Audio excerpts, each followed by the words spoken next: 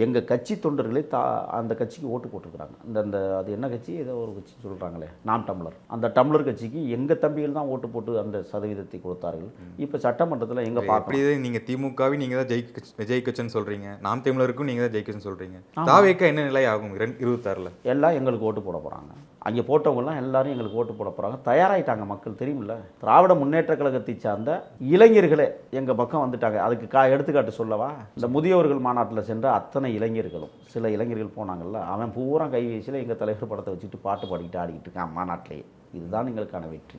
ஆக உங்களுக்கு கூட்ட வேணும்னாலும் எங்கள் கட்சி தொண்டர்களை காசு கொடுத்து நீங்கள் கூப்பிட்றீங்க. அவன் என்ன நினைக்கிறான், கொள்ளை அடிச்சு வச்சுக்கிட்டே கொடு காசுன்னு வாங்கிட்டு கூட்டத்தில் போய் ஏன் தலைவன் கொள்கையை பரப்பிட்டு வர்றான். எப்படி இருக்குது இது? எங்கேயும் உலகத்தில் நடக்கலை. எங்கள் தொண்டர்களே எதிர்கட்சியில் போய் காசை வாங்கிக்கிட்டு, நீங்கள் கொடுத்த 1000 ரூபாய் பணத்தை எடுத்துக்கிட்டு, எங்கள் பெண்கள் நீங்கள் கொடுத்த இலவச பேருந்து டிக்கெட்டை எடுத்துக்கிட்டு எங்கள் மாநாட்டுக்கு வர்றாங்கன்னா அதுதான் வெற்றி. எங்கள் பொதுக்கூட்டத்துக்கு அது மாநாடாகி போகிறது, அது அப்புறப்பட்ட விஷயம். ஆக அடித்த கொள்ளைகளுக்கு அளவே இல்லாமல் இந்த நாட்டை சுரண்டி கொளுத்த சுயநலக்காரர்கள் இந்த தமிழ்நாட்டை விட்டு அப்புறப்படுத்தப்பட வேண்டும். இதுதான் எங்களுக்கு இறுதி இலக்கு, இறுதி போர்னு நாங்கள் சொல்கிறோம்.